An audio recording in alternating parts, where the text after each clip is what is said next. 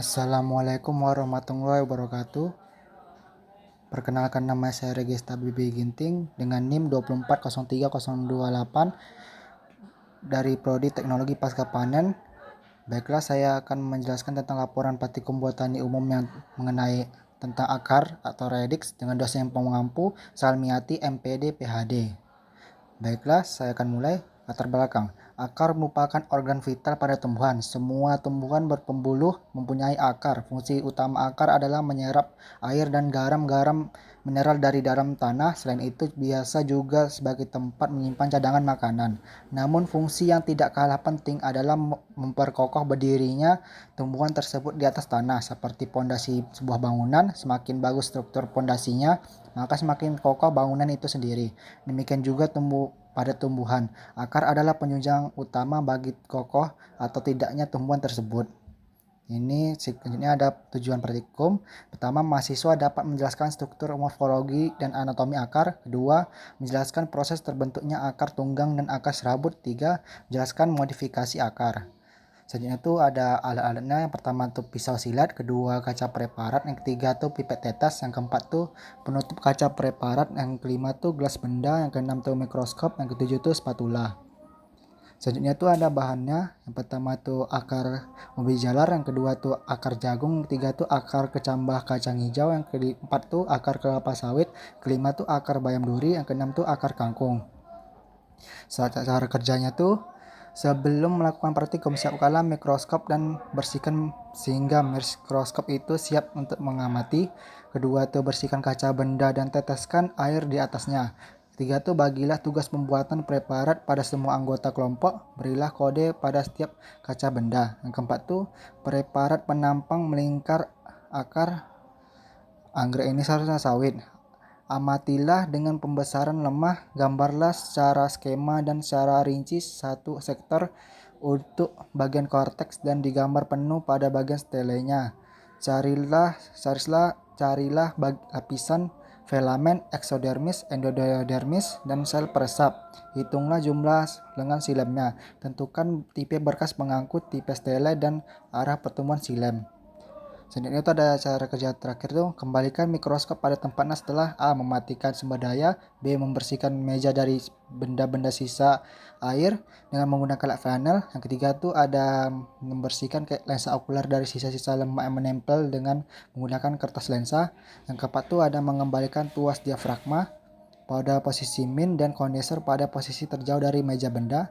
Yang kelima itu ada mengunci skrup pemutar lensa okul. Yang keenam itu ada kembalikanlah mikroskop dalam keadaan bersih. Lah saudara selesai melakukan pengamatan, simpanlah di tempatnya. Ini ada video pengamatannya.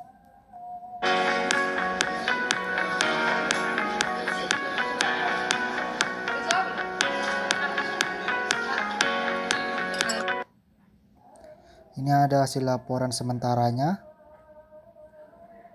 Maka ini ada seperti yang pertama itu ada akar jagung. Akar jagung merupakan bagian penting dari tanaman yang jagung yang berfungsi untuk menyerap air dan nutrisi dari tanah serta memberikan dukungan struktural agar tanaman dapat berdiri tegak. Sistem perakaran jagung tergolong sebagai akar serabut dan terdiri dari salah satu jenis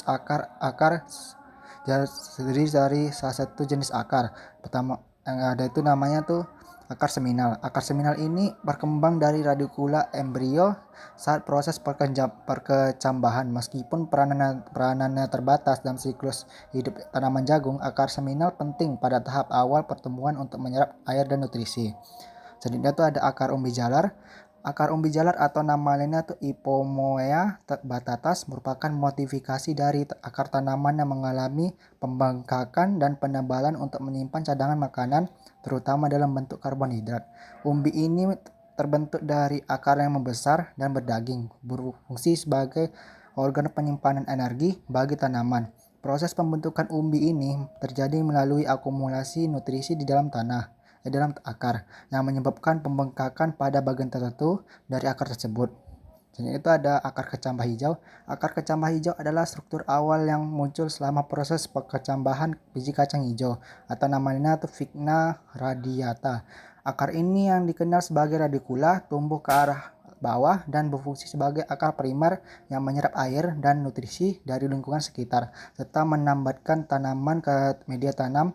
Proses ini merupakan tahap awal dalam perkembangan tanaman, di mana radikula akan berkembang menjadi proses perakaran yang lebih kompleks, seiring pertumbuhan tanaman. Selanjutnya itu ada akar kelapa sawit. Akar kelapa sawit atau namanya itu Elaeas guinesis merupakan sistem akar serabut yang kompleks yang terdiri dari beberapa tingkatan akar primer, sekunder, tersier, dan kuarter. Sistem perakaran ini berperan penting dalam penyerapan air dan nutrisi, serta memberikan kestabilan pada tanaman. Selain itu ada akar bayam duri. Akar bayam duri merupakan bagian bawah tanaman Amaranthus spinosus L yang berfungsi sebagai penopang dan penyerap air serta nutrisi dari tanah.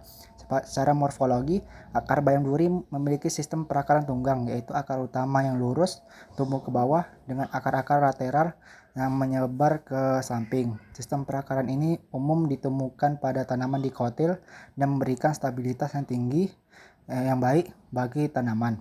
Jadi itu ada akar kangkung. Akar kangkung atau nama lain itu Ipomoea aquatica Force merupakan bagian penting dari tanaman kangkung yang berfungsi sebagai penopang dan penyerap nutrisi dari tanah. Tanaman kangkung memiliki sistem perakaran tunggang dengan cabang-cabang akar yang menyebar ke segala arah. Akar ini dapat menembus tanah hingga kedalaman 60-100 cm dan melebar secara mendatar dengan radius mencapai 100-150 cm atau lebih, terutama pada jenis kangkung air. Selain sebagai organ nutrisi, kangkung air dapat menyerap air dan memiliki struktur aerenkim. Habis itu ada kesimpulannya. Pertama itu ada akar memiliki struktur morfologi yang terdiri dari berbagai bagian penting seperti rambut akar yang berfungsi meningkatkan luas permukaan untuk penyerapan mineral dan air, serta ujung akar yang dilindungi oleh tudung akar untuk melindungi sel-sel merismatik saat tumbuh ke dalam tanah. Secara anatomi, akar terdiri dari lapisan epidermis yang berfungsi sebagai pelindung dan penyerapan awal, korteks yang menyimpan cadangan makanan, endodermis yang mengatur pergerakan zat melalui membran, serta silinder pusat yang terdiri dari xilem dan phloem yang berfungsi dalam transportasi air, mineral, dan produk fotosintesis. Masing-masing bagian ini memiliki peran spesifik dalam menunjang kelangsungan hidup tanaman dengan memastikan penyerapan dan distribusi nutrisi secara efektif. Kedua itu ada akar tunggang. Akar tunggang terbentuk dari akar lembaga yang berkembang menjadi akar utama yang lebih besar.